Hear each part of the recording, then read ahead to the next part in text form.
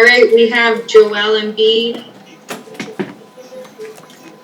Let's get started with Keith Pompey.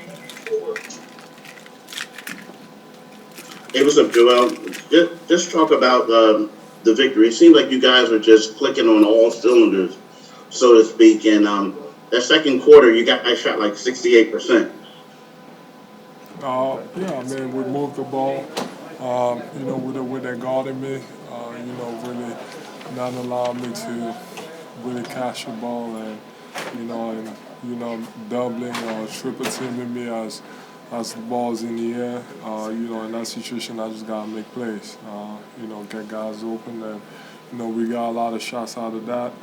Ben was wide open a lot of times. We have wide open shooters, so just moving the ball, just taking whatever the defense gives us, and just finishing it.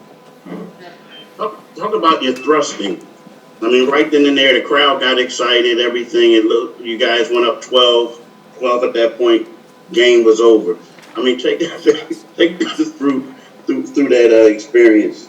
I mean, it's fun. I miss the crowd. I mentioned that in the past. DX is, my favorite.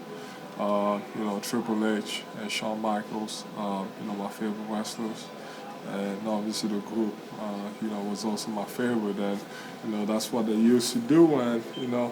And also with the ref sign of the N1, it just makes sense to combine the both of them and, just enjoy myself. But at the end of the day, I miss the crowd. I like when they get loud because it doesn't only help me, it also helps the whole team. Just then by getting loud, it makes us play harder and, wanting to get more stops and get out in transitions and make plays. Thank you. Malika Andrews.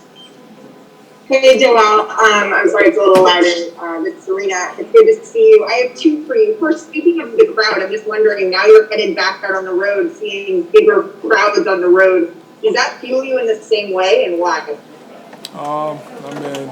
There's no better crowd than, Philly fans. Without a lot they get, how excited they get and now into the game they are. It's not going to be the same feeling, but it's also, I love playing on the road also because, people boo you, they talk trash and, for me personally, it makes me play even better, just because I want to shut them up. So I'm excited, but I'm glad we took care of business at home. So nice. It's time to go on the road and try to finish there. And then secondly, Joel, I'm just wondering how your playoff experience over the past couple of years, if you're seeing it, if you're feeling it now, if it's kind of coming to fruition, some of those things that maybe you've learned or maybe you've been working on previously. And the game this year has completely slowed down for me. I'm just taking my time. Just letting it come to me. Like tonight, so they're sending three guys on me, and I'm making the right play. And I just in those situations I just got to make the right plays and not force anything, and that's a sign that the game just slowed down for me. In the past, I would be trying to force, and my skill level was still good in the past, but this year there's a lot of stuff that I can use to counter. Like if they want to double me, I can just go to the nail, or I can play out the delay and attack that way. So there's ways that I can fight against double or triple teams.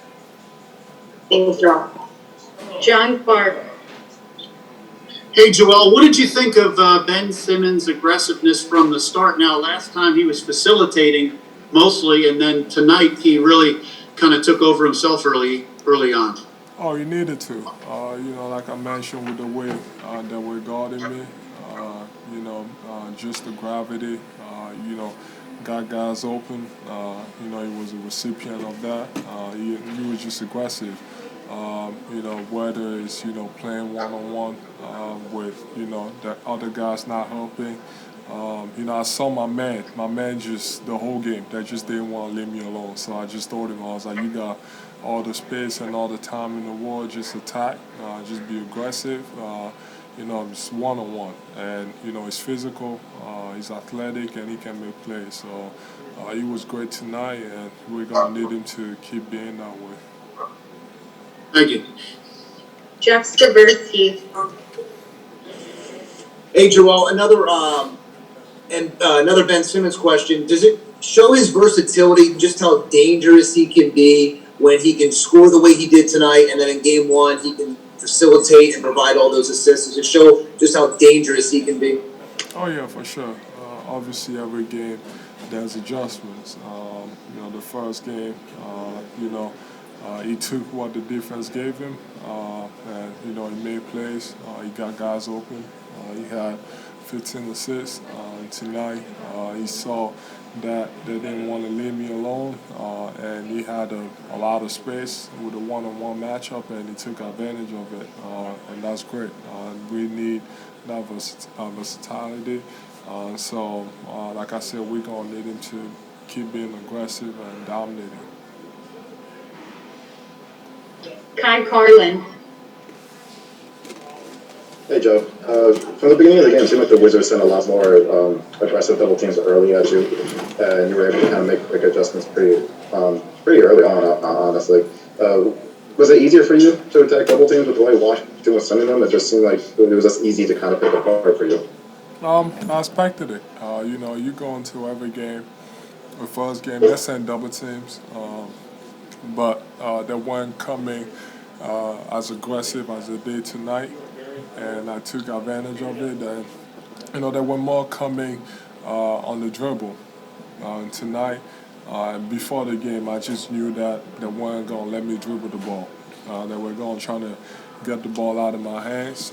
Since the past 2 days, I knew what the game plan was going to be, what I had to do, and in that case, just make plays for my teammates. I might not, get a lot of assists, but just the gravity of, like I mentioned, they guys, they didn't want to leave me alone, and that gives a lot of space to my teammates. And if people are gonna guard me that way, at the end of the day, if we score, that's all that matters.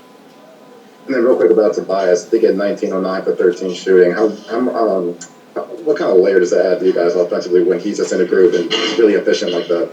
Oh, he's been great. It just didn't happen now. He's been great all season. Just being aggressive, being efficient. The underrated part about his game this year has been his defense. He's been great on that end too. Like I said, same thing that I said about Ben. We're gonna need him to keep being that efficient and aggressive. Thanks, Joe. Ben Simmons is available at the secondary link. And last question, Austin Krell. Hey Joel, it looked like you had a little bit of an exchange with Bradley Beal in the third quarter. Would you be able to dive into what was said? He was trying to complain that he didn't get a call, and I just told him to just shut up because it wasn't a foul. This is whatever. It's within the game. We're having fun, trying to dominate. So a little trash talk doesn't hurt. Thanks, Joe.